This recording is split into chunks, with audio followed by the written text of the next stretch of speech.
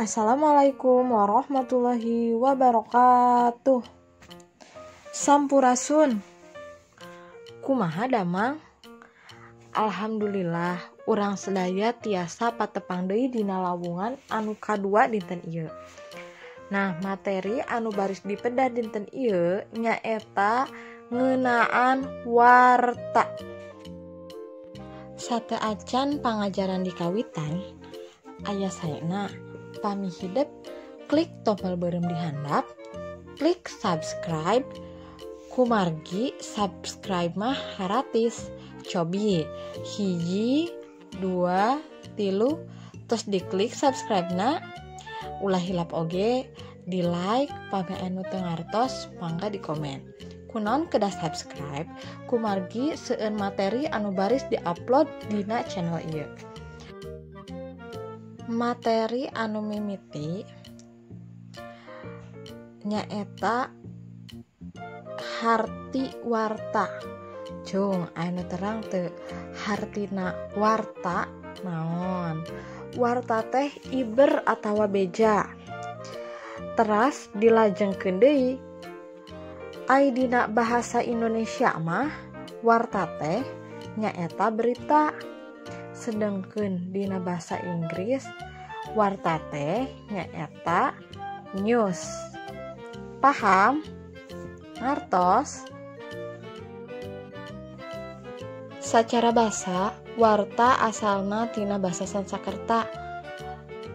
Rit hartina aya atawa keur kajadian. Tuluy dimekarkeun dina basa Inggris nyaeta write, hartosna nulis. Masyarakat Indonesia biasa nyebutkeun warta teh nyaeta laporan nu gancang. Anu gancang di dieu teh maksudna mah anu up to date, kajadian anu hanit keneh atawa peristiwa anu keur diomongkeun di masyarakat anu keur teu harita. Salajengna aya wangenan warta. Nurutkeun Sudaryat, warta teh nyaeta iber perkara hiji kajadian atawa hiji hal, boh sawangan, boh pamadegan, dumasar kana kanyataan. Biasana warta teh sok dimuat dina media cetak atawa diumumkeun dina radio atawa TV. Nah, aya oge numutkeun ahli sejen. Nurutkeun KBBI dina Hairudin tahun 2015 kaca 31, warta teh nyaeta katerangan ngeunaan kajadian atawa peristiwa anu keur rame dicaritakeun ku masyarakat. Nah, dumasar kana sababaraha tadinya pamadegan. Pamadegan teh nyaeta pendapat ti sababaraha ahli bisa dicindakeun yen warta teh nyaeta informasi anyar atawa laporan anu medar hiji hal anu sifatna aktual, faktual, sarta up to date, ngirut, tur penting keur balarea. Nah, salajengna aya unsur-unsur warta. Nah, nalika urang ngajieun warta, contoh warta moal leupas tina ieu kunci 5W plus hiji H. Ta eta hal teh anu jadi kunci tina jadina hiji warta. Dina nulis hiji warta, ilaharna kudu merhatikeun genep unsur nu patalina jeung kecapananya minangka prinsip-prinsipna. Kahiji what. What teh bahasa Indonesiana apa? Sundana mah naon? Naon topik anu jadikeun pokok dina warta teh? Anu kadua aya who. Who teh siapa? Sundana saha palaku anu aya dina jero warta. Anu katilu when. Iraha lumangsungna ieu kajadian. Anu kaopat where, di mana tempat lokasi kajadianna. Anu kalima why. Naha eta kajadian bisa lumangsung. Anu kagenep how. Kumaha proses lumangsungna eta kajadian. Nah, salajengna sifat warta kabagi jadi 4. Nu kahiji cepet atawa gancang. nyaeta kudu aktual sarta tepat waktu. Kukituna warta kudu ngandung hal anu anyar. Anu kadua, nyata atawa faktual, hartina yang diwartakeun teh lain rekaan, lain opini, tapi dumasar kana kenyataan. Fakta dina jurnalistik ngawengku kajadian anu nyata, sawangan, pernyataan, jeung sajabana. Anu katilu, penting, hartina penting di dieu nyaeta kapentingan keur balarea, lain ngan ukur sapiha.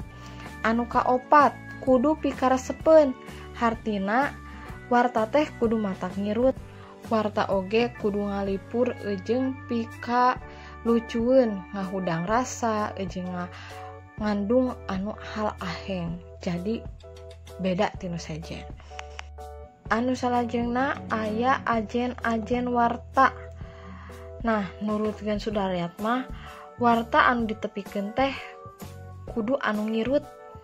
Kajadian anu ngandung ajen warta biasana ngandung sababaraha unsur. Kahiji, waktu atawa timelines. Waktu mangrupa ajen warta anu kawilang penting. Warta teh ayeuna kajadian anu karek atawa eukeur lumangsung. Anu kadua, aya patalina atawa hubunganana jeung kahirupan balarea. Anu katilu, kudu aneh.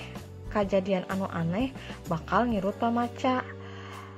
Teras kudu aya konflik salah sahiji hal anu ngirut minat pamaca, contohna saperti bidang politik, tawuran, jeung sajabana.